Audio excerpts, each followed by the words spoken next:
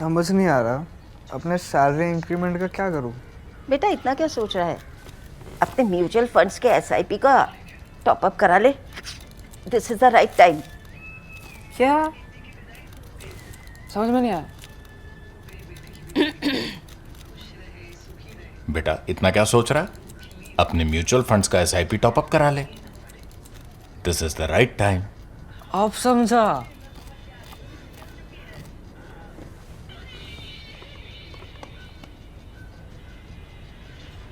Mutual fund investments are subject to market risks. Read all scheme-related documents carefully. If you're about my age or even the generation after mine, chances are that you've heard that slogan on the campus, down with imperialism. The whole thing in campus politics, in young people's politics, the progressive politics then was against imperialism. A lot of the ideologies in the world, not just the basic left ideology, but a lot of the other ideologies, the Congress Party, for example, in India, the Baathists, the Baath Party in the Arab world, all of that was built around imperialism. What imperialism was that? That was essentially American imperialism or Western imperialism, whose engine or whose battering ram or whose aircraft carrier on which it came riding was the American military power. So this was the American imperialism. Even now, if you go to left discussion groups, if you even talk to Indian Communist parties, left parties, one of the reasons they opposed the nuclear deal was because they thought that India was succumbing to imperialist pressures, and this was increasing imperialist influence in India, or American imperialism was growing in India. Now American imperialism is back with Donald Trump. However, with the spin. With the spin means it's a dusra, right? Or a googly.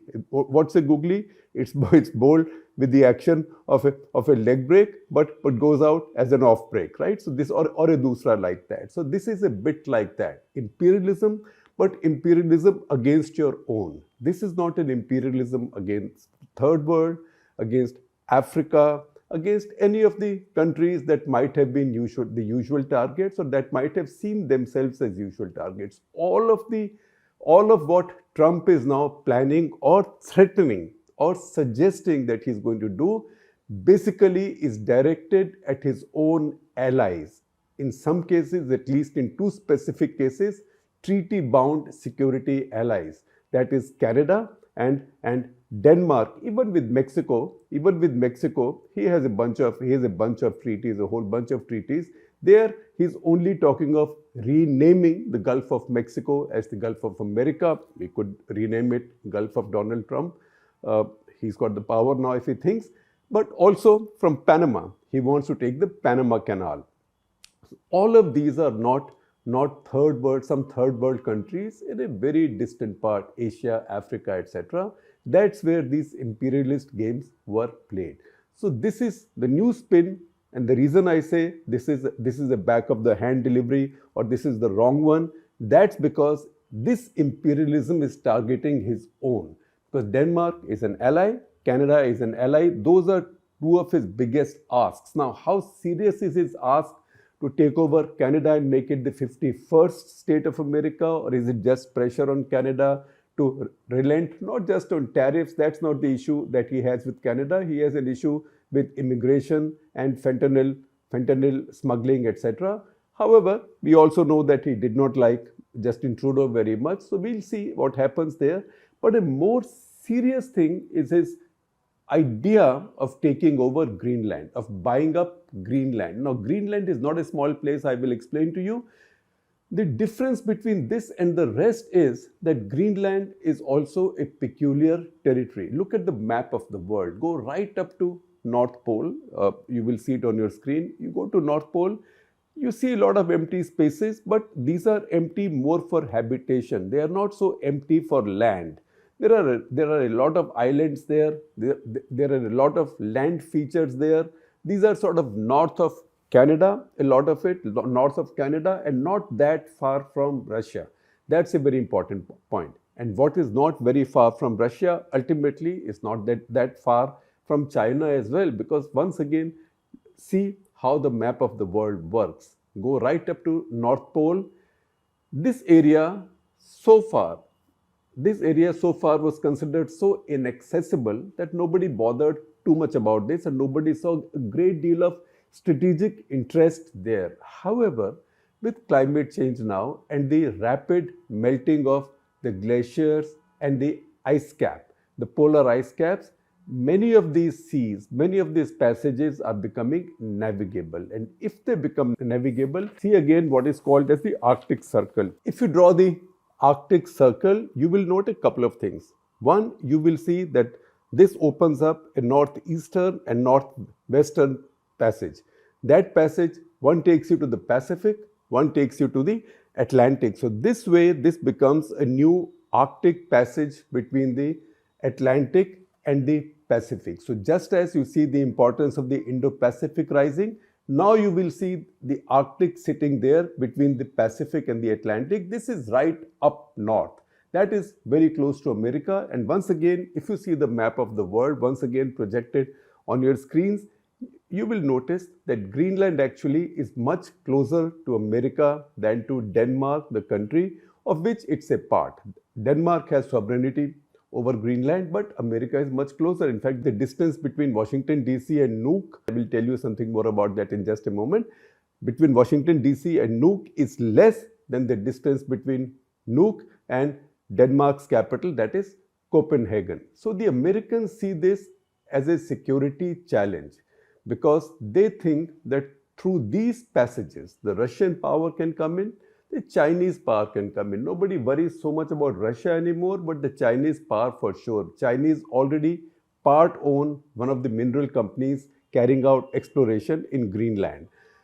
The Chinese have been trying to get into the American zone, and that's also one of the reasons Trump has got triggered about Panama. He, of course, exaggerates every issue. However, Greenland in 1951, Americans signed a treaty whereby they became responsible for the protection of Greenland. Since then, they've maintained a military base on Greenland, that is the Bidufik Space Base. It's spelled P-I-T-T-U, but the pronunciation is Bidufik Space Base. Used to be called Thule Air Base. Bidufik Space Base has a bunch of engineers, scientists, contractors, some soldiers. This is a space base in the sense that this is a place, this is one of the many monitoring stations which helps the Americans keep track of any missiles, satellites, and also overall space management. This is part of the NORAD, which is the North American Aerospace Defense Command.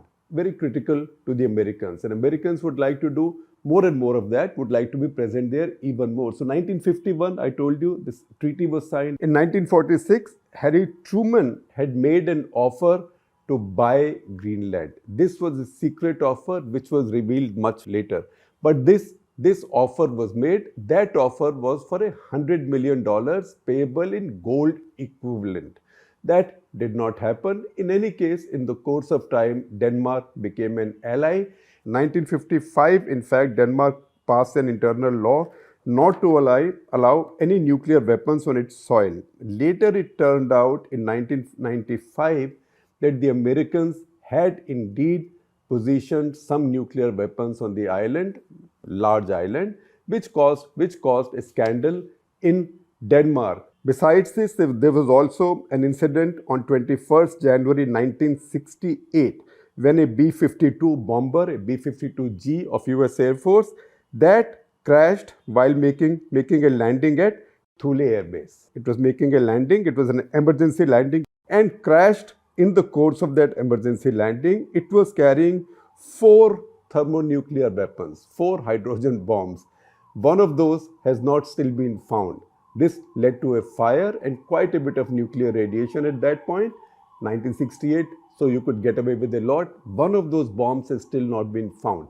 That was part of what was then called Chrome Dome, Operation Chrome Dome, whereby US Air Force's B-52 bombers used to be constantly mid-air over the Arctic, parts of the Pacific, and also Mediterranean, Atlantic, carrying nuclear weapons. That is just in case in a first strike, the Soviets were able to take out most of America's land-based nuclear weapons or nuclear assets. At least these aircraft could provide that second line of deterrence. It was one of those aircraft that crashed in this case. Now, what exactly is Greenland? Once again, look at the map. It's very large. How large it is, I will tell you. I can give you the figures and I can give you some comparisons. Its area is 21,66,086 kilometers square, right? Compare that with India. All of India's area, all of India, including India's island territories, is 32,87,000 square kilometers. So this is 2/3 of all of India's area. Only 56,000 people live there. 2/3 of all of India's area. In fact, Greenland's land area is bigger than India's 10 largest states. You can add them all up: Rajasthan, Madhya Pradesh, Maharashtra, Uttar Pradesh, Gujarat, Karnataka, Andhra Pradesh, Odisha, Chhattisgarh, Tamil Nadu. It's a little bit, it's thereabouts. It's thereabouts. So it's such a huge, humongous territory. It sits there. When do you see it? This is actually in the middle of nowhere. And when do we see it? We see it when we fly we see it usually when we fly transatlantic. So if you've been flying transatlantic going to the US, say from London or Frankfurt or Paris or any part of Europe, or even from India as well, when you take that route, you will find there is an emptiness for a long time. If you're watching your monitor, there is an emptiness. You think, "Arey Baba, all I have is water. I'm crossing the Atlantic. God forbid something happens," right? It used to be a big deal crossing the Atlantic. Then you see some land, and on your monitor you see a place, right? You see a place indicating that the place has some kind of an airport, and you feel reassured. Arey Bhagwan, if something happens, at least I have a place where we can land. That place is called Godthab. Godthab is the spelling. In the Danish way, it will be pronounced as Gotthab. Something like that. I may not get that perfectly right.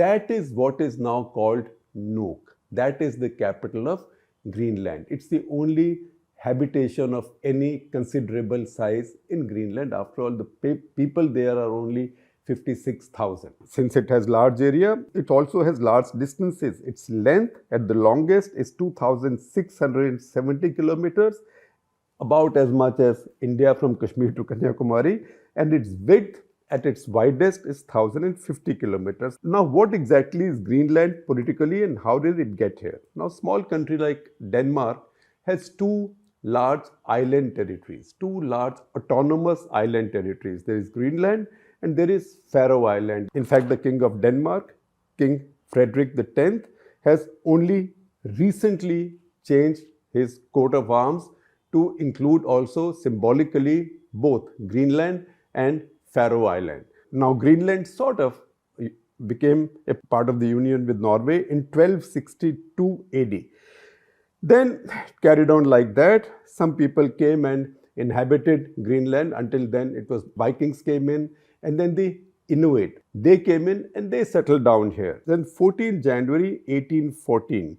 That is when Denmark and Norway separated. As that happened, Greenland became a part of Denmark. Then in 1979, there were demands for home rule. There was a referendum held, and Greenland was awarded home rule. That is 1st of May 1979. Then 30 years later, there were further demands and another referendum, which gave them, apart from home rule, autonomy, and also gave them the power and the privilege to decide to become independent should they choose to do so. So that tension is currently on between Greenland and Denmark, with a strong sentiment in Greenland towards independence. Greenland currently has a parliament of its own, 31 members. Parliament, its premier, its chief executive is a premier who's Moot Borup Egede, I hope I pronounce it right. It also has 2 MPs in Danish parliament. Its land, most of it is inaccessible because a lot of it is under permafrost. Permafrost means permanent ice. Permanent sheet of ice. 3/4 of the island is like that. It's the largest island in the world. 3/4 of it is under permanent ice, which has an average thickness of 1.67 kilometers or 1 mile, and at its thickest is 3 kilometers or 1.9 miles. So even if you start prospecting for minerals, it's going to be that much more challenging. However, one, because it has 25 of the 34 critical minerals that are needed for modern technologies, whether for defense or for electric vehicles or for all the new gadgets and stuff that need rare earths, rare minerals, communication equipment as well. 25 of the 34 are available. Second, because of the melting of the ice, given global warming, it's the degree of difficulty on prospecting this has become less than before. Now, for the Americans, acquiring new territory is not something new. You might call it imperialism now, but the fact is that Thomas Jefferson in 1803 bought over Louisiana, the entire state. At that point, it doubled the size of United States of America. 1867, William Seward, who was the Secretary of State, he negotiated the purchase of Alaska. Alaska was purchased in 1867 for $7.2 million, which in today's value would be $162 million only. It was then called Seward's Folly. Now it's turned out to be probably the best real estate purchase any country made. This is now seen as a great achievement for Andrew Johnson, the President of the United States then. Even in the first Trump term, he had talked about the need to take over Greenland, once again invoking the security interests. However, he had then said, but this is not the number one thing on the burner, right? That means he doesn't put it on high priority. However, this time he has put it right up there as his number one priority on the front burner. And of all the demands he's making, will Canada become a state of America? Trudeau says there is not a snowball's chance in hell. But the fact is, a sovereign country like that, a sovereign country of big size, NATO member, I think he's trolling Canada, but it's not going to happen. Gulf of Mexico, he wants to rename, maybe he will rename it. The Mexican president, Claudia Sheinbaum, has responded by displaying a map, an old map, it's early 17th century of the region, showing America called as Mexican America. So she said we could also go back to this. So that could be a bit of a frivolous thing.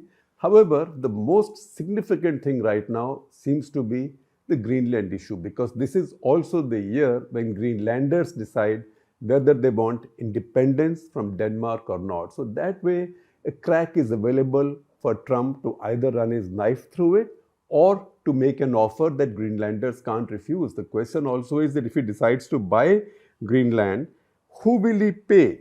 If he pays Denmark, it will be seen as a colonial deal. That means Denmark had Greenland as a colony and sold it to America and took the money. So I'm seeing the reading. The most interesting reading I see is in The Economist, which says it could be the deal of the century. It doesn't particularly decry the deal. It says, let Greenlanders decide. Of course, it says that it estimates a price for the deal. I've seen some international publications going up to $1.7 trillion. That's a bit of money. That's about just a little less than a half of India's GDP.